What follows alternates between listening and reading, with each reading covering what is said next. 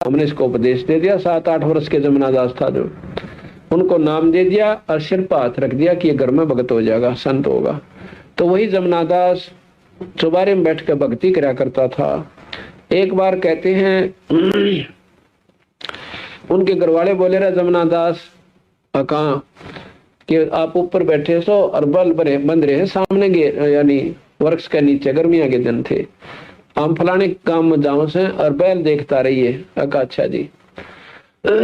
इतना में दोपहरी के समय में चोर आ गए और दोनों बैल खोल कर चाल पड़े और सजना वो जमुना दास देखे, वो बैल खोल के ले गए और घर वाले आगे रहा जमुना कहा जी बैल को ना कित गए, चोर खोल ले गए।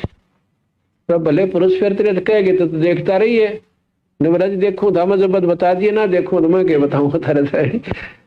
बोला तो सही भगत क्या रीवर तो हमारा नाश तन करना सही कर ले भक्ति या के भक्ति बेवकूफ उसको रोक के मार दे वो कुछ नहीं कहते। बोला मेरे तो जो आदेश था वो पूरा कर दिया। तुम कह रहे थे देखते रहना, मैंने देखा थारे दी बता दिया कि चोर खोल ले गए। इस घर के नाराज हो रहे आपस में कहें बता इसका के करें, यो अच्छा भगत होया क्यों बात हुई। इतना में कहते हैं वो चोर अंधे हो गए और रास्ता भूल गए। वो बैल उल्टे उन चोरा ने घीस के उससे की कर तला गए। तो जमुना दास बोला कि तुम देख लो इन्हें, ये आगे थारे बैल वही है ना। कहा जी वही से है। तो उन चोरा से पूछने लगे भाई तुम सारे गिल के बनी। हम तो सीम तक नहीं पहुंचे थे, अंधे हो गए। उसके बाद हमने बैल छोड़े को ना, हमने सोच रहे थे ये ठीक है जानते हो गया आगे ने, ये नहीं ज्ञान था कि उल्टे मुड़ लिए। ये हमने न सोचा ये ठीक मुंह हो रहा है, ये मन माने 5-4 गांव निकल जाएंगे। आगे गांव का नाम पूछ लियो। हम तो इस गांव में न्यो बड़े थे, अकबर पूछांगे अगले गांव में कौन जाना, हमने फलाने में। अरे इतना तुमने मेरे को पकड़ लिया। इतने में उनकी आंखें भी ठीक होगी। तो उसने बताया कि भाई यहाँ पर कोई शक्ति है का हमारे ऐसे ऐसे भाई बच्चा हमारा एक को भक्ति करता है। वो दोनों चोर चौबारे में चले गए। तो जमुना बोला इनका मारियो मत ना, इन सजा मिल ली है, ये हमारे अंश है। उनके पाया हम पड़ गया कि हम माफ कर दो। अब माफ करेंगे गुरुजी, छुड़ानी जाओ और माथा टेको और उनका उपदेश ले लो ना, थारी बहुत बड़ी दुर्गति हो जाएगी। उस दिन के बाद वो दोनों चोर भी नाम ले गए, बेड़ा पार करवाएंगे। तो संतां के संपर्क में बिरना किस पर ताली लाग जाए क्यों कर बेड़ा पार हो जाए। तो यहाँ कहने का भाव यह है कि गरीबदास महाराज ने उस सदना डाकू की गोली को हाथ में ले लिया और भगवान कृष्ण ने बाज के पीछा छुटवाया।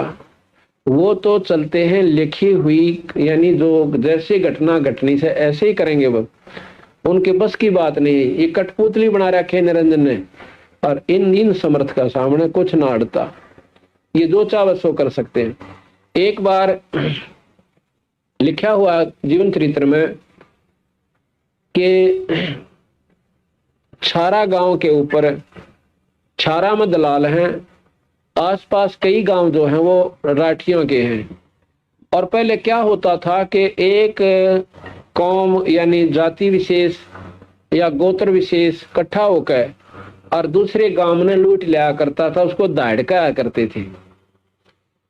तो राठी क्या करते थे, छारा के ऊपर ज्यादा अटैक करते थे और उनके बर्तन उठा ले जानते, उनकी मलाई खा जानते। महीने 6 महीने का काम था उनका। भैंस खोल ले जानते, बढ़िया लागड़ होती दूध वाली, और बोलते उन्हें गड़ जानते। एक बार उन्होंने समय दर दिया राठियों ने कि उस दिन हम आवांगे भाई, और तैयार हो लियो। अब वो गरीबदास जी की महिमा से पूर्ण रूप से परिचित थे छारा वाले। छारा गांव बहुत मानता गरीबदास जी ने, कति पूर्ण रूप से। क्या हो गया को 10-5% व्यक्ति ना मानते हो जो नए से, बाकी 90% सारा गरीबदास जी को आदर की दृष्टि से। पर वो उन्हें बेरा इतना था जो कर माता की दो को आकर माथा टेक है। मैं इसने दूध ना दिया था, दूध बोल दिया। थन में खराबी होती दिखी तो 100 रुपये बोल दिया। बस यहाँ तक सीमित। और मुक्ति मक्ति का बेरा कोई ना उड़ा कोई ऐसा भी हमने कति छान लिया ना, छुड़ानी वाला न ज्ञान और ना आसपास के बेचारे जो उड़ा जहां से उनने बेरा भक्ति मार्ग के कोई ना। तो इस प्रकार वो वहां पहुंचे। गरीबदास जी द्वारा सारा गांव की पंचायत सैकड़ों आदमी इकट्ठे होकर गए और नु सापा तार कर धर लागे नु बोले भाई नु ना करो, बात बताओ कैसे साफा उल्टा धर लो, या क्यों बात हुई? कैसे ऐसे बादशाह जी हम तक कति तंग पा लिए और ये राठी हमने जीण नहीं देते और इब्दन दर राख्या से आपके चरणा पड़े हैं, बसाओ आपकी मर्जी, उजाड़ो आपकी मौत। बंदी छोड़ बोले भाई चिंता ना करो, तुम जाओ। अगना जी कोई ना जा जनता ना। कहते अपने लड़के जैतराम को भेज, तुर्तीराम को भेज दिया, जा बेटा ये लोटा ले जा, और एक भाई वो मंगलाचरण पढ़ के छींटे मार दिए और फिर देखियो क्या होगा। तो भाई क्या हुआ, जो भाई नो पूरे के पूरा दाबड़दा उठा, धूड़म धूड़ आए, उन्हें दंड रखा था, समय रख रखा दोपहर का। तो कहते हैं उस तुर्ती राम जी ने उस लोटे के जल में तर मन मंगलाचरण पड़ कर नो छींटे मार दिए, जैसे गुरु जी का आदेश था महाराज जी का। नो छींटा मारा तो भाई उन राठिया ने सोची भाई नो तो फौज चढ़ी आओ सो सब उतरा बुलाओ, उन्हें सोची भाई दंड रखा था, ये पुलिस में रिपोर्ट कराया कि राजा गए, और राजा ने मदद दे दी और नौकों दोनों पूरी फौज आन लाग रही से। कहते उन राठिया की जूती की चप्पल की लाठी की वो उसका वो उसको ऊपर बाजे डाक ठोकरे पाछे फिर कभी नहीं देखे। नो कहे 2 साल तीन उनने उनकी जूती प्रयोग करी थी, छारा ने अपनी मुफ्त में 2 साल तो बनवाई को साबित काम ने वो जूती छोड़ के बाज गए थे। उसके बाद छारा का पीछा छूटा उन राठिया थे। ये बंदी छोड़ की शक्ति बताई, स्नान होने कर कदर दी और कृष्ण जी को काल्य बनना मुड़ा, उसकी खातरबाजी का पांडा छुटवाया। अब ये बुराई मत समझना, ये सच्चाई समझना। इतिहास उठा कर देख लो, गरीबदास जी का भी शास्त्र से, उनका भी शास्त्र से, ये अनंत कोट ब्रह्मांड के भगवान से वो छोटी शक्ति ना थे। बोलो बंदी छोड़ कबीर साहिब, बंदी छोड़ गरीबदास जी महाराज की, स्वामी राम देवानंद गुरु महाराज की, सर्व संतों की, सर्व भक्तों की, धर्मी पुरुषों की, श्री छुड़ानी धाम की सत साहिब।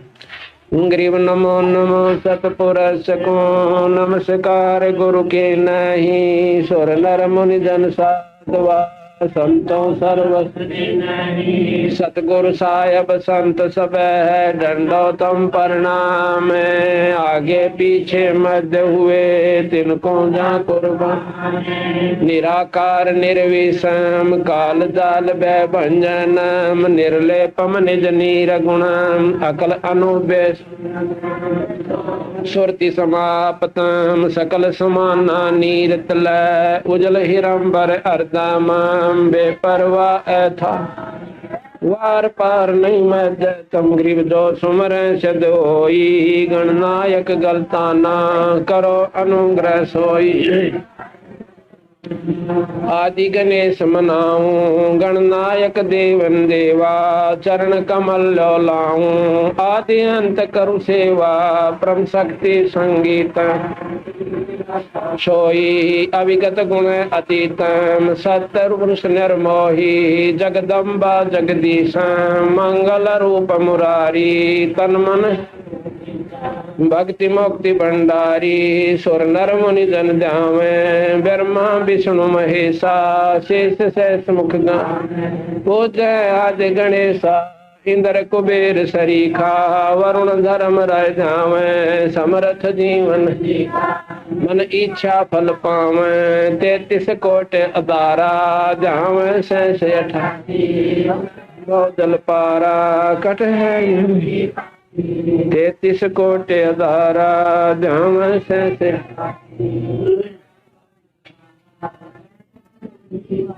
सत साहिब।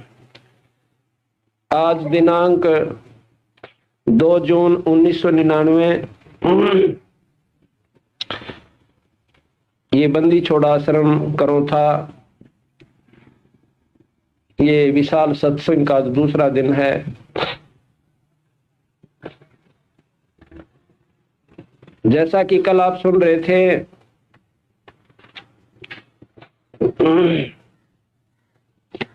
शाम के समय जो सत्संग हुआ और सुबह उसमें सत्संग के बारे में बताया गया कि सत्संग वो भी है जिसमें हमने रामायण, महाभारत, श्री गीता जी, सुख सागर, भागवत आदि की कथा, उनके अंदर जो दिया हुआ ज्ञान हमें सुनने को मिलता है वो भी सत्संग कहलाता है।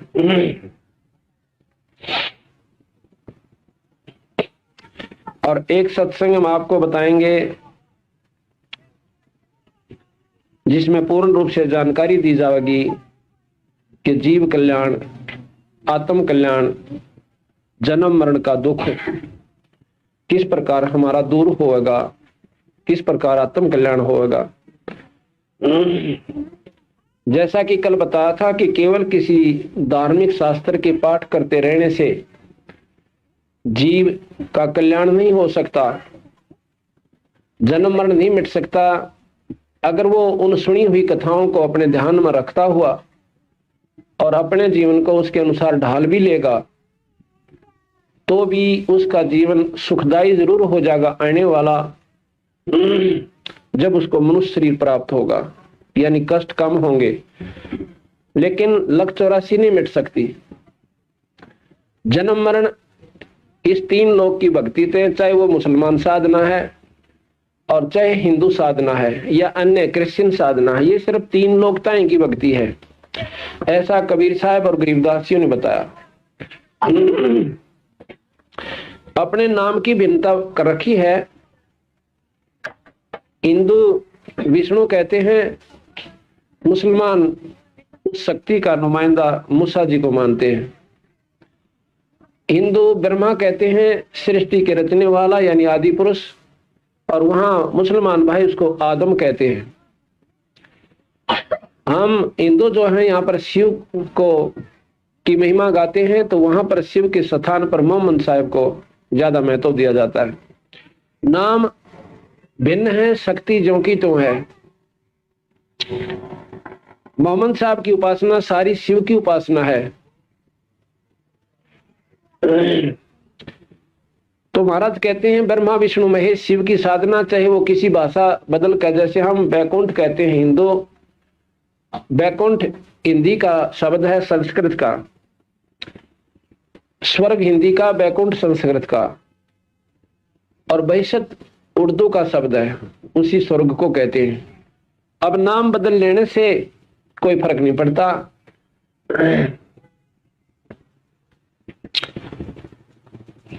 गरीबदास जी महाराज कहते हैं कि चाहे तो रोजा कहो और चाहे उसको ग्यास कहो। रोजे नाम व्रत और ग्यास के दिन भी, एकादशी के दिन भी व्रत ही रखा जा सके।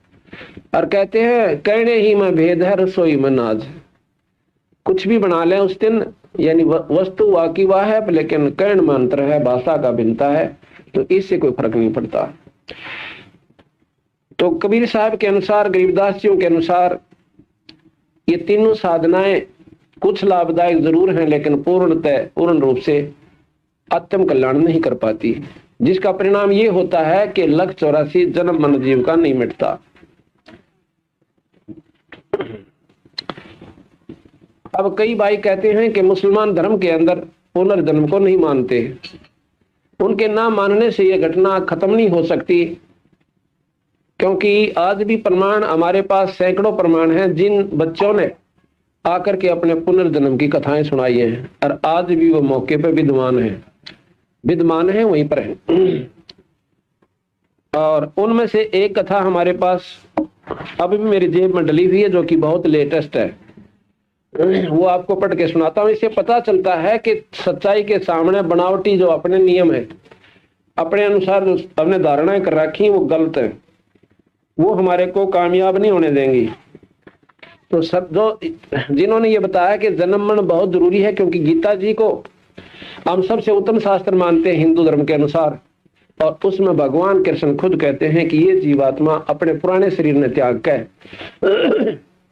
और नया शरीर धारण कर लेती है। जिस प्रकार व्यक्ति पुराने वस्त्र छोड़कर फटे पुराणों को और नए धारण कर ले, कितना अंतर है।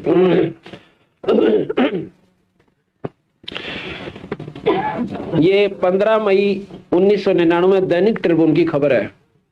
ये मेरे पास उसकी कटिंग है, अभी आपको पढ़कर सुनाता हूं। पुनर्जन्म सुल्तानपुर 14 मई लिखा है, क्या पुनर्जन्म की गाथाएं सिर्फ हिंदी फिल्मों का ही विषय है? क्या वास्तविक जीवन में इनकी कोई पहचान हो पाती है, या अतीत की खुदत स्मृतियों नए जन्म में भी साथ चली आती हैं? यदि हिसार के सुल्तानपुर गांव के 6.5 वर्षीय पवन की बातों को सत्य मान लिया जाए, ये लिखने वाला अपने हिसाब से लिख रहा है लेकिन वो सत्य है, क्योंकि जब 6.5 साल का बच्चा और पड़ोसी गांव की सारी विवरण देश है कि मैं फलाने का लड़का था, ये मेरा नाम था और मेरा 2 पत्नी थी, क्योंकि मेरा भाई गुजर गया था, मर गया था, स्वर्ग सिधार गया था, और वो भी मेरे साथ पल्ले लगी थी, और मेरी जो अपनी पत्नी थी वह मुझे घना तंग कराया करती है, लड़ती रहती थी, बहुत तंग करती थी, और मैंने स्प्रे पीकर अपनी आत्महत्या कर ली थी, और उसके बाद मेरा यहाँ जन्म हो गया। उसने सारा विवरण इसमें दे रखा है।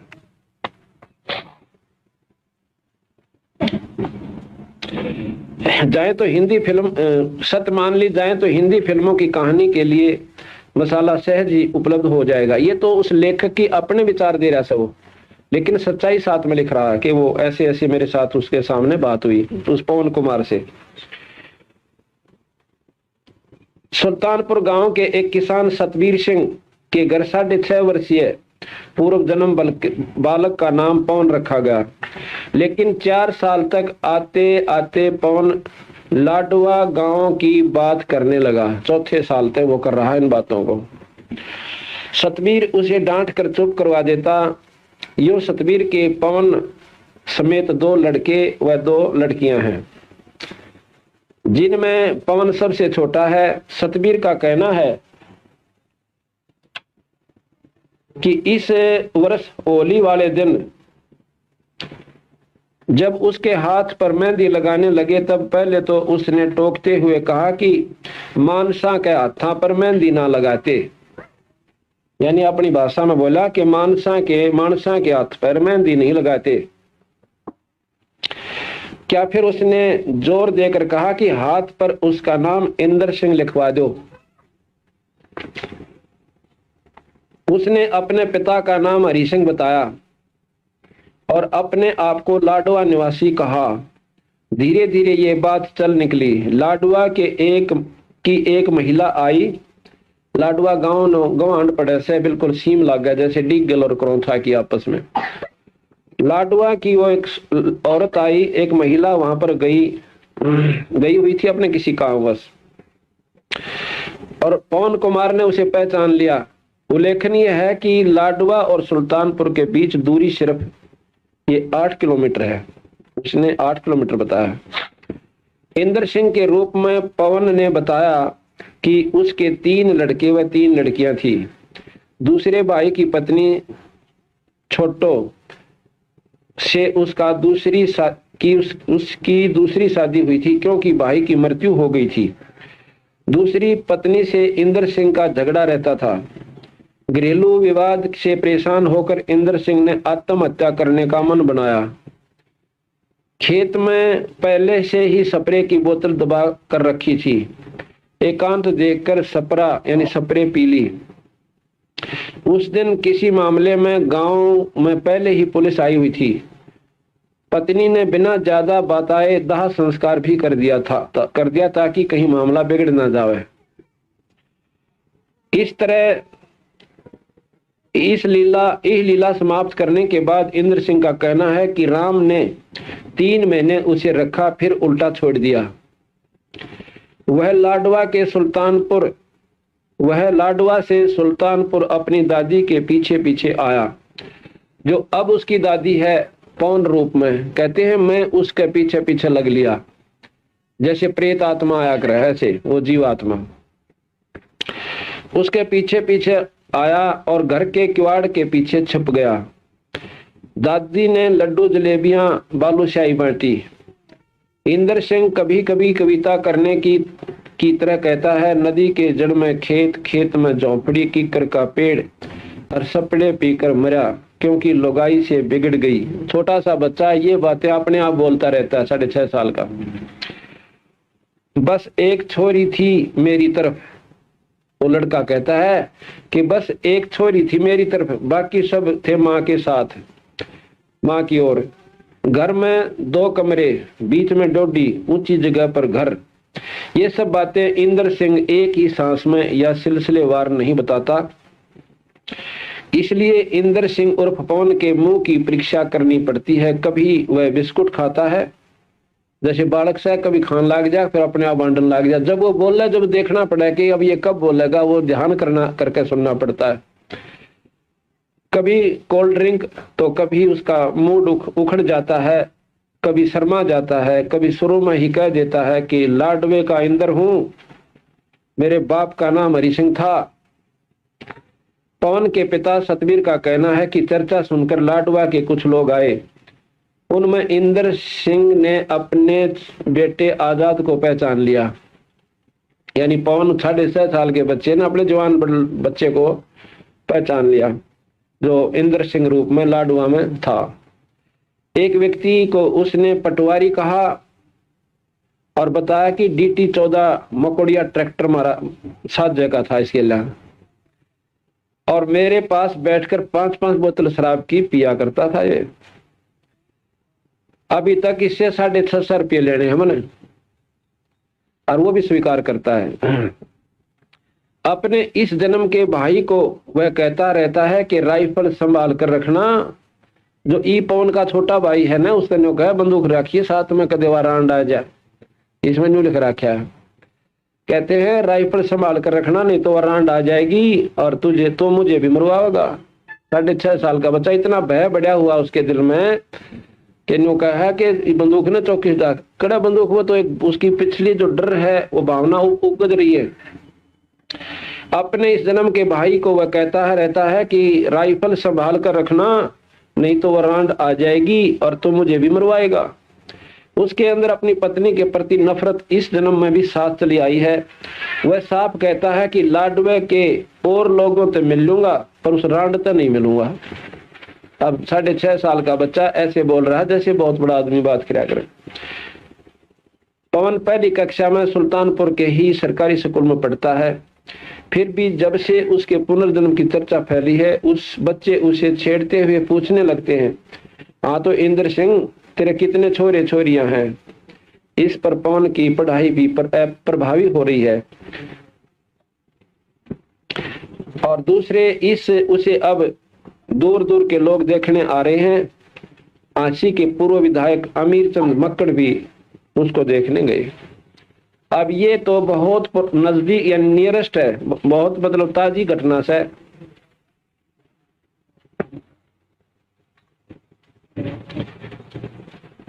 और जो भाई नौके से कि पुनर्जन्म होता कोई ना, वह उनके ज्ञानता यानी उनको ज्ञान पूरा नहीं है, इसलिए उनका ज्ञान भी अश्रेष्ठ है, सत्य से परिपूर्ण नहीं है। और बंदी छोड़ भगवान कबीर साहब ये सब मानते हैं, पुनर्जन्म भी है, जन्म मरण भी है। लेकिन जब तक हम साधना गलत करते रहेंगे हमारा जन्म मरण मिटे कोई ना। जन्म मरण का दुख सबसे भारी बताया।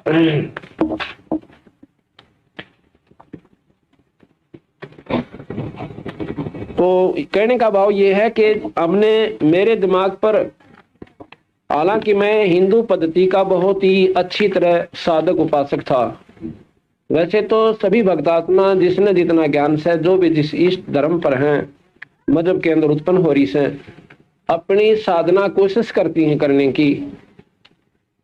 लेकिन जब ये बातें मैंने शुरू में सुनी कि राम और कृष्ण से ऊपर बहुत बड़ी प्रबल शक्ति है, शक्तियां ये भी हैं, नकारा नहीं किया बंदी छोड़ने। यह एक बात मुझे खास पसंद आई इनकी कि इन्होंने नहीं कहा कि ये कुछ भी कोई ना, लेकिन जितनी 3 लोक के शास्त्र, गीता जी, भागवत, रामायण, महाभारत और वेद जो उन्होंने लिखा, कबीर साहब उनको कति सत्य मानते हैं कि ये बिल्कुल सही है।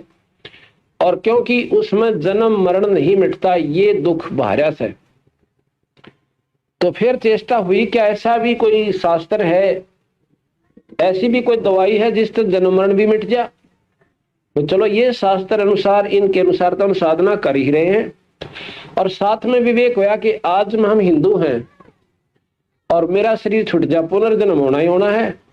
हम मुसलमान के घर भी जन्म ले सकते हैं, क्योंकि उस परम पिता के घर पर जात पात मजहब नहीं है। ये तो हमारी बनाई हुई से, जो हमारे संस्कार का कोई ऐसा व्यक्ति मुसलमान धर्म में जन्म हो रहा है तो हमने वही जन्म लेना पड़ेगा, अपना अदला बदला खेलन ताई। और यहाँ कोई आपस में हम खुशी में ना इकट्ठे हो रहे, कोई लेने आ रहा है, कोई देने आया हुआ है, कोई कर्जा किसी के सिर पे है तो ईब अपने पूरे कर जाएगा। महाराज कहते हैं एक लेवा एक देवा दूतम, और कोई काहू का पिता नहीं पूतम। ये ऋण संबंधी जुड़ा एक ठाठा, अंत समय सब बारा बाटा। एक बार कहते हैं दो भाई थे, जो बड़ा भाई था वो काफी आयु का हो रहा था, यानी 30-35 वर्ष का, और 25 वर्ष के आसपास की आयु थी। और दूसरे उसके पिता ने दूसरी शादी करवा ली थी, वो पत्नी बचपन में ही मर गई थी उसकी। तो दूसरी शादी जब करवाई तो दूसरी औरत से, यानी उस बड़े भाई की मौसी से एक लड़का फिर उत्पन्न हुआ 10-12 वर्ष के बाद, यानी उन आपस में काफी भिन्नता थी आयु की।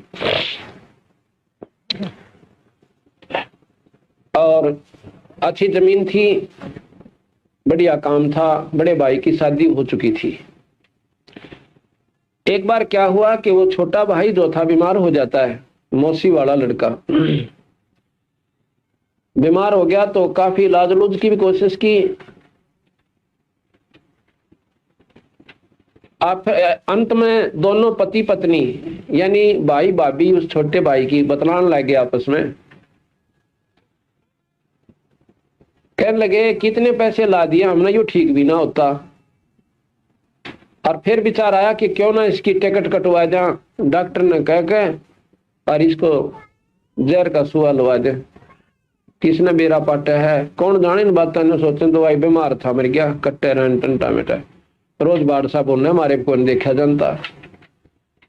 अब यह बात उसने भी स्वीकार कर ली, 1-2 बतनाटा अगीसा जुल्म कराया करें, ये उसने रोज कह देना 1-2 बार, और वो जहर जोश है वो बात का अंतःकरण में जरूर जमा हो जाए। 1 बार नाट्या, 2 बार नाट्या, तीसरी बार उसने भी स्वीकार कर लिया कि यह बात तो ठीक कैसे, और सारी जमीन अपने रह जाएगी, किसने बेरा पाटा है। कहते हैं उसने बतला के एक डॉक्टर से ने बोला भाई तो एक काम कर देना, इसने जहर का सुआ ला दे, हम भी दुखी हो रहे से हैं, और यू भी तंग पा रहा से। ने बोला भाई 500 रुपये लूंगा। उसमें 500 रुपये तो 50,000 बराबर थे आज के चांदी के रुपये। उन्हें सोची टंटा बेटा है, और सारी उम्र अपनी जमीन 15-16 किले इसका बांटा हुआ, यानी अच्छी जदा थी। एक उदाहरण समझो, ये सत्य यथार्थ है। तो डॉक्टर ने लालच में आकर और उनको जहर का सुआ लगा दिया, और वो लड़का मर जाता है। अब क्या हुआ, उस भाई के पहले संतान भी नहीं थी, भाई शादी ने भी 8-7 साल हो गए थे। उस लड़के के मरने के साल भर के बाद उसका एक लड़का हो गया, और एकला बेटा, और सारी जायदाद खूब ठाट आपसी रोटी बांधी, दूध भैंस अच्छा बच्चे ने खुआओ पियाओ। वो तो गिना दिना में कहते हैं गाभरू हो गया, 12-13 साल का ऐसा हो गया, नौकती बहुत तगड़ा। और भाई पहला जल्दी शादी कर देते थे, ब्याह कर दिया। लड़के का ब्याह हुआ था, महीने के बाद वो लड़का बीमार हो जाता है। एक बेटा और जमीन खूब, और बीमारी के ऊपर कहते हैं आसपास गोहंड के बड़े बड़े वैद्य जो कति जो कहते पैसे तो लेगा ज्यादा पर इलाज कर दे सब पक्का। तो वहां पहुंचे कि पैसे कितने ले ले वैद्य जी, मेरा छोरा जीवित होना चाहिए। इतने पैसे बर्बाद कर दिए को 5 साल 2-3 साल तक 2 साल में के पूछे मत ना, इतना फूक दिया कि जमीन भी गिर बेच दी, 5-7-10 किले भी बेच दिए। पहला जमीन की बहुत कम कीमत होया करती थी। आखिर में एक दिन वो उस लड़के का पिताजी उस छोरे दौरा बैठा और आंखों में पानी आ रहा, अनो रो है भगवान ये हमारे गल कौन बनी, अरे भी वो लड़का मरेगा क्योंकि दवाई काम करना बंद करेगी। वैद्यों ने भी कह दिया भी देखो ये इस बीमारी की इतनी गजब दवाई है, आज तक कोई इसकी दवाई मतलब इसी खतरनाक बीमारी भी कोई ना, पर दवाई काम ना कर रही है, यह बात नहीं समझ में आ रही मारा। तो उसने कहा, अब विचार कर रहा था कि अब इसका अंत समय है फिर और तो कोई बात कोई ना दिखती।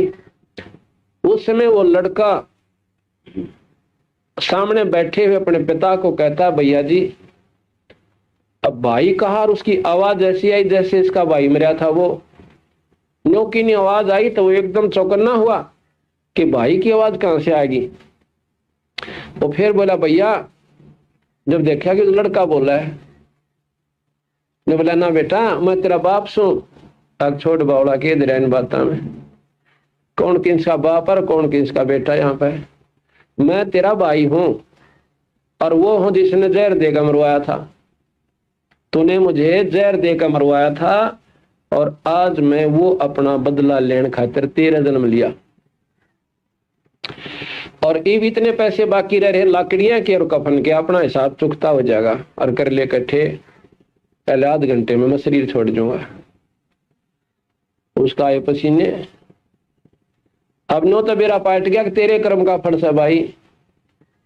और लड़का को ना जवान बच्चा हो गया और बच्चे होना, कोडा मेट हुआ है यानी वंश नष्ट, और जो कुकर्म किया था वो सामने प्रकट हो गया। अब वो विवेक से काम लेता है। ने बोला, भैया बात बिल्कुल ठीक से तेरी, भाई मैं नीच आत्मा था और अपने स्वार्थवश होकर मैंने आपको मरवा दिया। भाई मैं तो अपने कर्म का दंड भोग लूंगा, क्योंकि जिसका जवान बेटा मर जाए उसका पीछे रह भी के जा सकता है, जैसे समाज मानता है। और दूसरी बात यह है, भाई एक बात बता दे मुझे, जो तेरी पत्नी है इसने क्या खोट कर दिया? अब क्या है कि यह जीवित फूकी जाएगी। पहले सती प्रथा थी, सती प्रथा थी कि पति मर जावे उसकी गेला उसने सती होना पड़े। इस बेचारी का क्या कसूर है जिसने अब जलना पड़ेगा जिंदगी? इससे बड़ा दुख इसके लिए और क्या हो सका है? मैं बोला इसकी भी बता दूं, हाँ किसकी बता दे कि जो ये डॉक्टर था ना वो वैद्य कहां से को, तो तेरे मरने के बाद महीने 2 महीने बाद हार्ट अटैक होकर मर गया था। अच्छा, तो वही डॉक्टर जो है ये मेरी पत्नी बनकर ऐसा है और अपने किएगा डंडी भोगेगा, जिंदा जड़ेगा डांगरी भी हो। जब तक स्वार्थ में आकर और देखा कोई ना आगा पीछा कि तू क्या जुल्म करने जा रहा है, वो बच्चे भी रह गए थे, जायदाद भी छोड़ आया था और अब जीवित जड़ेगा। तो इसलिए महाराज कहते हैं, एक लेवा एक देवा दूतम कोई कहू का पिता नहीं पूतम, ये ऋण संबंधी जुड़ा एक ठाठा। ये मौजूरी से अपने ऋण यानी लेन देन और अंश में सब 12 बाटा। आज मेरा शरीर छूट जाओ, मेरे बच्चे कहाँ रहेंगे और कहाँ मेरी जायदाद रहेगी? मैं तो हुआ 12 बाट और नंबर इन बालका का भी 10 साल पाछा आ जाएगा, 15 साल पाछा आ जाएगा। यानी यहाँ कोई नहीं रहे और आगे बेराना किस रूप में संपर्क हो, वह कुत्ते बने मैं गधा बनू, 12 बाटा पाओगे। तो कहते हैं इस प्रकार इन बातों का जब हमें ज्ञान होता है इसको भी सत्संग कहते हैं।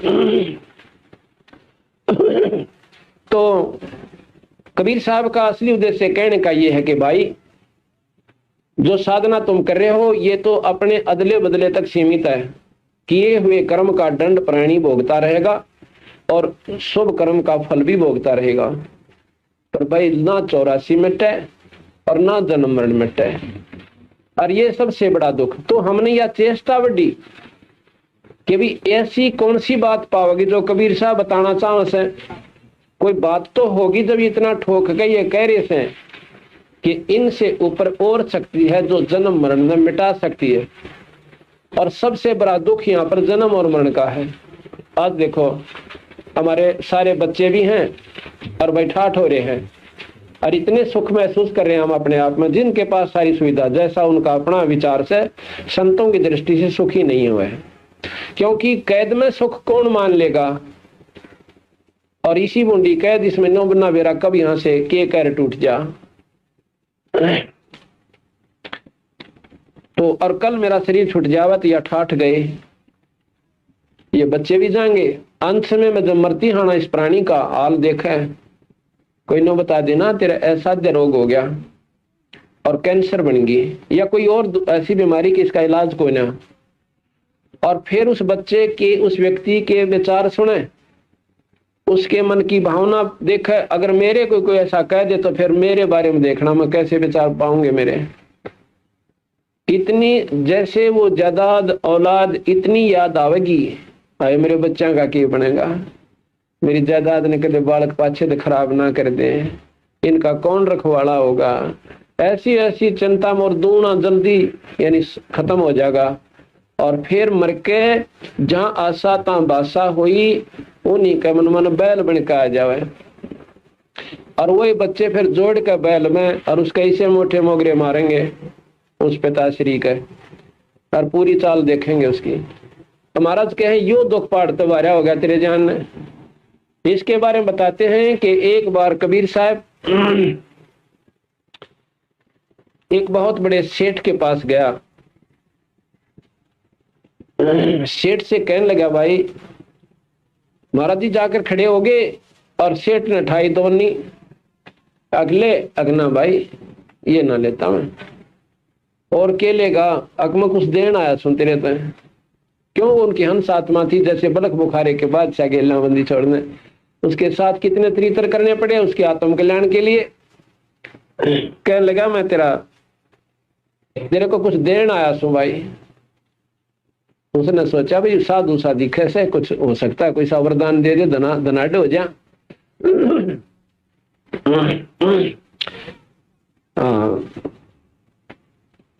सेठ ने एक जमींदार था, गलत कह गया, एक जमींदार के पास गया और कहने लगा, कौन है भाई तुम? अक में ऐसे ऐसे संत सु भाई, क्या आ जाते हैं, रोटी खा ले। क्योंकि आदर सत्कार खूब किया, रोटी खा ली, महाराज ने पानी पी लिया। अब भोजन पा लिया तो फर्ज बनता था महाराज का कि इसने थोड़ी बहुत समझा दूं भगवान के बारे में।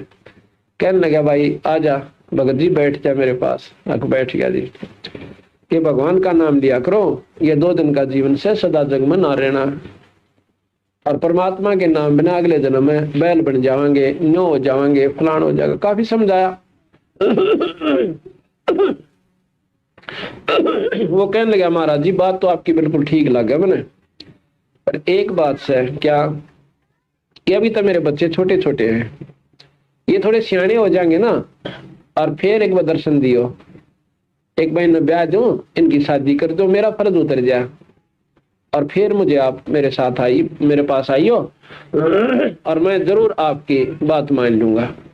कबीर साहब ने कहा, भाई क्या भरोसा इस जीवन का, ये कई दिन का से अपना नाम ले लो और आत्म कल्याण करो, भगवान का नाम भी जपते रहियो और काम भी करते रहियो। ने बोला, ना ना ना, नाम तो जब लेंगे कति सारे काम तो फारे गो के महाराज जी, फिर भजन बढ़िया होगा। ने बोला, भाई भजन तो जो आपका काम में होगा ना, फिर कोई ना हुए।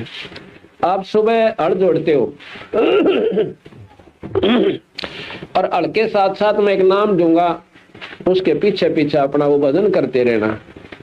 बीड़ी हुक्का शराब तमाकू ये प्रयोग नहीं करना। कहने लगा, जी ठीक से हुक्का हक्का तो कोई ना पीवा, छोड़ देंगे यार, कोई बड़ी बात ना से, पर नाम ही कोई ना लिया जा, आप कहो चाहे मत कहो। महाराज जी चले गए।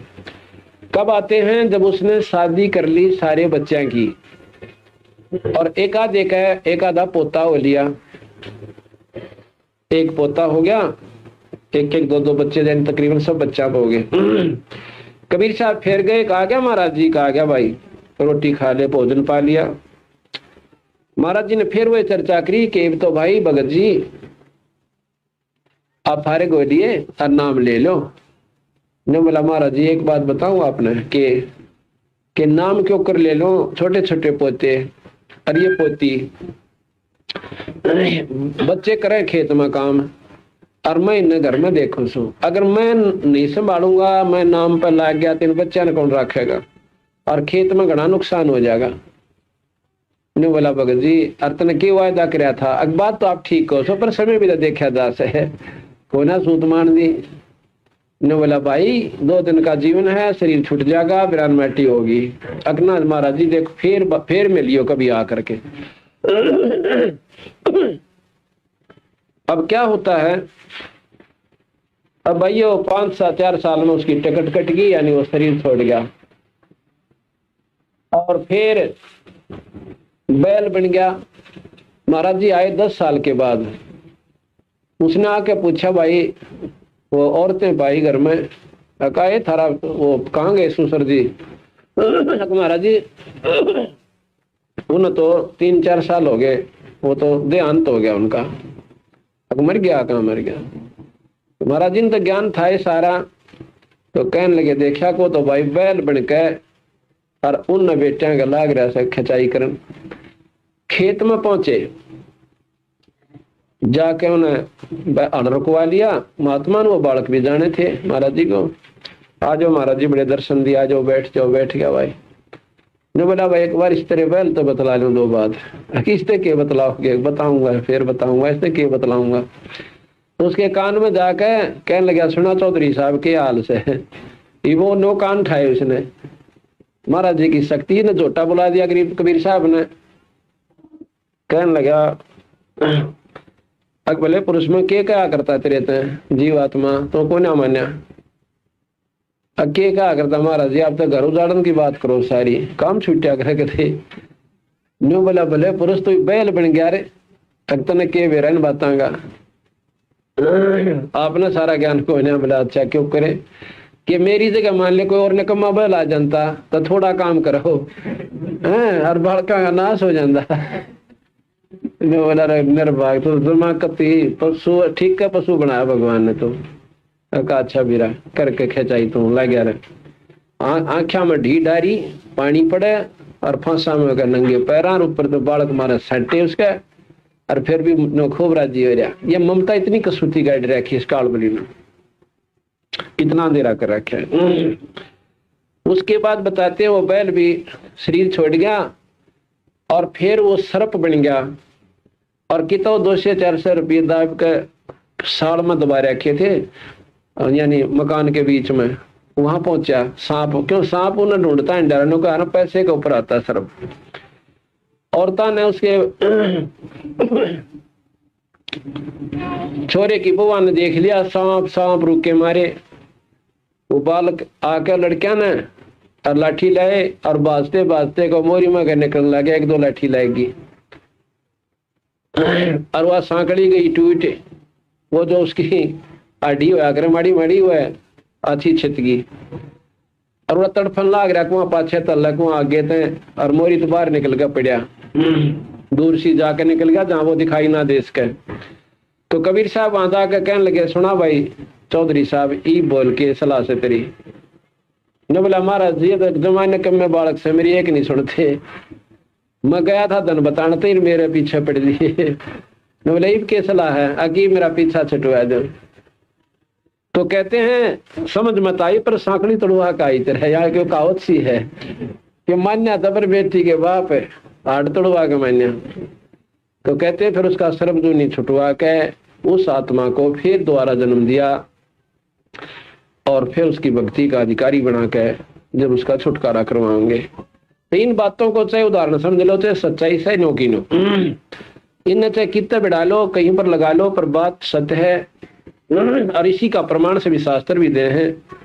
तो महाराज कहते हैं मेरी शरण में आने के बाद ये जीव आत्मा पुनर्जन्म को नहीं प्राप्त होगी।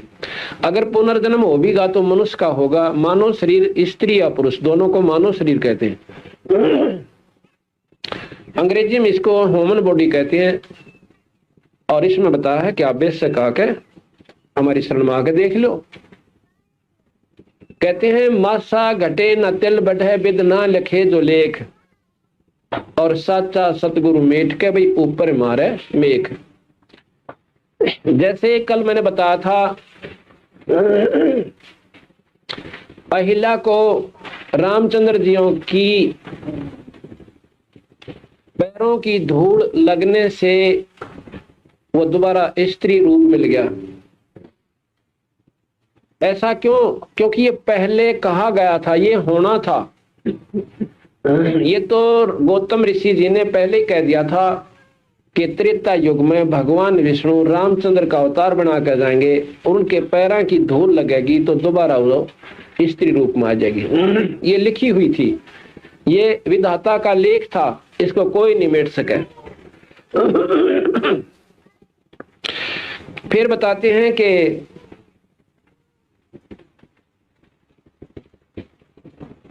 काल्यवन ने जब चढ़ाई की तो वो भी लिखा है कि मुस्कन से ही मरना था, कृष्ण के बस का कोई ना था। इससे सिद्ध होया कि ये तो कठपुतली बने बीच में भगवान, तो विधाता कोई और है जिसने जो लिख दिया वो मिट नहीं सकते, ये नहीं मिटा सकते उसको। और यहाँ का विधाता है ज्योति निरंजन, वेद उसे ब्रह्म कहा और निराकार शक्ति बतावें। और मुसलमान भाइयों की जो कतेब हैं वो चारों कतेब उसको बेचून कहती हैं। बेचून जो दिखाई ना दे, निराकार शक्ति जो आकार में ना आवे। कबीर साहब ने कहा कि ढूंढत ढूंढत मुसलमान संतों ने कोशिश की, दिखाई ना दिया, जब हार के कह दिया वो बेचून है, बेच गुण है, निर्गुण है, उसमें वो आकार में नहीं आ सकता। तो निराकार शक्ति यहाँ का विधाता 21 ब्रह्मांड का जो मालिक है वो ज्योत निरंजन भगवान है, और यहीं का वो विधाता है। उसके लिखे हुए लेख को कोई नहीं मिटा सकता। कोई का तात्पर्य जो उसके अंतर्गत शक्तियां ब्रह्मा विष्णु महेश आदि माया शेरा वाली, और बाकी देव देवता तो बहुत छोटी शक्तियां होगी, उनके तो बस का कोई ना किसी अंक ने वो मिटा दे। जैसा कि आपको कल भी बताया था कि भगवान राम से ना तो अपने लेख मिटे कि बाली को मारा था त्रेता युग में, द्वापर में कृष्ण जी बनकर उसका ज्यों का त्यों बदला देना पड़ा, और ना ही नारद जी द्वारा दिया हुआ श्राप मिटा, उस श्राप का भोग भी उसने भोगना पड़ा, उसके अनुसार आना पड़ा। इससे सिद्ध होता है कि कोई लेखक शक्ति डायरेक्टर यहाँ इस फिल्मों का और है, ये तो एक एक्टर समझो। इन्होंने जैसे निर्देश मिले हैं उससे एक अक्षर ना तो फालतू बोले ना कम, और ना ज्यादा कम वो रोल कर सकते। ये इस प्रकार यहाँ पर ओवरऑल डायरेक्टर, ओवरऑल कंट्रोल यानी सर्वशक्तिमान यहाँ का 21 ब्रह्मांड का ज्योत निरंजन है। अब हो सकता है नए व्यक्ति इन बातों को सुनेंगे, ये महसूस करेंगे कि महाराज जी तो सारी जो है आलोचनात्मक बातें कर रहे हैं, सत्संग नहीं कर रहे। ऐसा नहीं है। सत्संग नाम इसी का होता है जिसमें सत्य और असत्य की जानकारी हो और निर्णय हो, और फिर सत्संग शुरू करेंगे, और उस सत्संग के अनुसार फिर आपको बताएंगे कि ये साधना गलत है, ये ठीक है। अब गवार जवार और बाजरा और गेहूं और बबूल किकर आम इतने पौधे और वृक्ष यहाँ पर खड़े हैं, झाड़ झंखाड़ बेरी, उसमें ये बता देना कि वैसे तो हमने पौधे मान लिए कि सभी पेड़ हैं, और पेड़ों में अंतर है। एक तो जंटी का पेड़ है, एक बबूल यानी कीकर का पेड़ है, और हम कहें कि इनका आम नहीं लगेंगे। आम का पेड़ ये है भाई। अब कोई कहे कि इसने तो सारे पौधे बिसरा दिए कि इनका आम कौन लगे, ये बिसराए नहीं, सच्चाई बताई। आम तो लगेंगे, आम के ही पेड़ का। इसी प्रकार कोई गवार ने गवार बतावे और ज्वार ने ज्वार कह दे कि ये गेहूं को ना, और बाजरे को बाजरा बतावे कि ये बाजरा है पर गेहूं को ना। तो वो जिसने गेहूं ना बो रखी, ज्वार बो रखी, बाजरा बो रखा या अन्य फसल जो बो रखे, तो वो कहे कि मेरे तो इसने सारे बिसरा दिए, गेहूं ना बताता या कोई बात हुई। तो मेरे कहने से नहीं, ये शास्त्र प्रमाण देने लग रहे, आपको बताएंगे। तो उस परमपिता परमात्मा सतपुरुष की शक्ति का साथ के साथ विवेचन और के साथ तुलना दी जाएगी जब कबीर भगवान आपकी दृष्टि में परमात्मा सिद्ध होगा। एक भक्त ने मेरे साथ आकर वार्ता करी बड़े प्रेम के साथ, कहने लगा जी वैसे शुरू में तो ये बातें ऐसी लगी जैसे मैंने नीम खा लिया हो, आपकी बातें सुन तो जरूर रहा मैं सत्संग में बैठ के, पर ईसा जी कर रहा था तो ईब उठ कर चल जा, अगे तो सारी उल्टी बात करें हमने आज तक सुनी कोई ना। मैं कहा ये भी आप गलत कह रहे हो, आपने कि ये नहीं सुना था कि ये तीन लोग के भगवान नहीं है, अगियो तो सुना था जी। क्या आपने ये नहीं सुना था कि एक भगवान हमारा जन्म दे पैदा करे और एक बनावे यानी मारे, एक हमें संहार करे और एक पाले, आकाश ये भी सुना था। आराम तो बैठ जाओ, ये भी सुना था। फिर भाई गलत के बता दिया आपने, ये भी सुना गीता जी में, मैं अभी गीता जी का विवेचन शुरू करूंगा। गीता जी में ये भी सुना होगा कि भगवान कृष्ण खुद कहते हैं कि अर्जुन तेरे मेरे बिना गिनती के जन्म हो लिए, और भाई या तो एक ला इलाज बीमारी है, इसका कोई इलाज नहीं, जन्मना भी है मरना भी है, फिर इसकी चिंता क्या की करे, यानी ठा लाठी ठा हथियार और ओझा कर डाल लड़ना है। ये तो ऐसे जैसे वस्त्र बदल दिए ऐसे। क्या आपने ये गीता नहीं सुनी? अब ये भी सुना, फिर बताओ मैंने गलत कौन सा बता दिया, एक बता दिया। आप कहते हो कि इनसे ऊपर और शक्ति है, या समझ में ना आई या और समझ ले। जब ये तीन लोग के परमात्मा हैं और हम भी तीन लोग के कहें, इनको कति नकारा नहीं किया, और ये तो लोग तो और भी गणेश है। ने बोला जी उसमें लिख रखा है गीता जी में, भगवान कृष्ण कहते हैं कि मैं ही सर्व लोकों का मालिक हूं।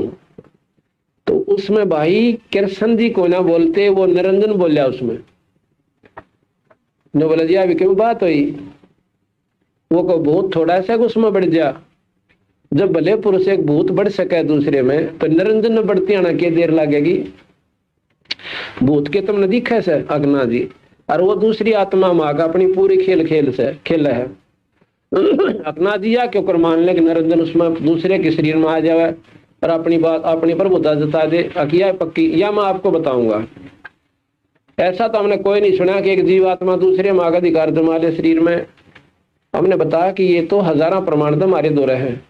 एक जीव एक शरीर में दूसरी आत्मा प्रवेश करके अपनी बातें बोला है, मैं फलाने की बहू थी, मैं उड़ा मरी थी, मेरा नोना होया एक्सीडेंट में, और फिर वो जब उसमें गोली हो जाए हुआ आत्मा दोबारा चेतन होकर फिर अपनी बात बताओ से, और उसने बेरा भी ना होता मेरे साथ भी क्या के था।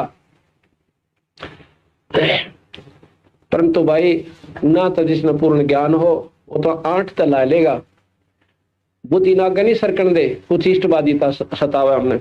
आज हम हिंदू हैं और भगवान राम और कृष्ण के तगड़े उपासक हैं, कोई बात ना, बहुत अच्छी बात है। और कल मुसलमान बन गए तो एक बार राम नाम कह के दिखाइए वहां जाके। वो तो कहते हैं मुसलमान भाई कि मरने के बाद राम नाम बोलना है, पहले नहीं बोलना। कोई मर जाता है ना, उसके बाद कहते हैं राम नाम सत्य है और सत्य बोलो गत है। ये मुसलमान भाई भी बोलते हैं। एक बार क्या हुआ, पीपा जी एक बहुत बड़ा राजा था, राजस्थान का नवाब था, आत्म कल्याण का बेरा पट गया और भक्ति करने लग गया। एक दिन वो चला जावा था राजपाट छोड़ के और भक्ति में बड़ा आरूढ़ हो गया था। काफी वर्षों भक्ति करते हुए एक शहर में जा था और जाकर के एक तेली के घर में, मुसलमान तेली था, उसमें जाके कहा कि माई राम राम भोजन दे। और भाई मुसलमान घर में राम राम ऐसा कह दिया, इसी गोली मार दी। न बोले ओ बाप संत जी मुंह संभाल कर बात कर, खबरदार दे राम कह दिया तो तेरा वो करवा दूंगी न्यू करवा दूंगी। मरने के बाद राम राम बोलते हैं, माई मन ना बेरा था, तूने सारा बेरा था, तूने जानबूझ के करा है, अभी बुलाती हूँ ये करती हूँ।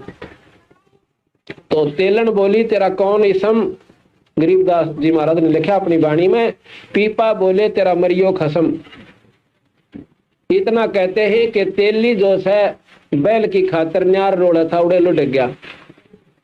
उसने देखा ना उन तेली के आसमान में पैर मुंह रहा बा, इबला गेरू के मारण आए मरगी पति मर गया, इकट्ठे हो गए दुनिया। अब लाए इकट्ठे सारे होकर न बोले लाओ किताब और बोलो हक का राम, कि ई भाई राम नाम बोलो। कहते बोले राम नाम सारा कुटुंब और बही रांड छिन्न में ऐसी बुरंब। इतनी सुंदर जवान लड़की और एक अक्षर में रांड होगी, यानी उसका पति मर गया। अरीब सारे राम राम बोले और पिपा जी फिर आगे अकबोल मालन इब्राजी होकर बोले राम राम। इब कह ले तो मेरे पाछे बोला कर किसी प्रकार से ले लो भगवान का नाम। कहते सारा परिवार और तेलन चरणा में पड़ गया कि हे मालिक हमें बख्श दो, गलती होगी। कहते इतनी में एक चुटकी मारी थी, वो तेली जीवित कर दिया। तो वो सारा परिवार नाम ले लिया, उस मतलब अपने शरण में आ गए, वह भगवान का भजन करने लगे। फिर उनको बताया कोई मजहब नहीं, कोई जात नहीं, परमात्मा बिना गुजारा कोई ना। तो इस प्रकार हम दूसरे मजहब में पैदा हो जाएंगे तो हम राम नाम नहीं ले पाएंगे। और आज राम नाम की थोड़ी सी भी अवहेलना हम सुन कबीरा जी को ना, राम नाम का हमें ज्ञान भी नहीं। राम कहते किसे? हमने तो एक रामचंद्र जी को राम मान रखा है, यहाँ तक बुद्धि सीमित होगी। सतयुग में भी तो राम नाम का जाप था, वो राम न्यारा सबाई। वो कैसा राम है? राम किसे कहते हैं? राम एक शक्ति का नाम है, जैसे गॉड इज द पावर, शक्ति का नाम परमात्मा है, जिसमें जितनी शक्ति उतना ही राम है। जिस प्रकार साहेब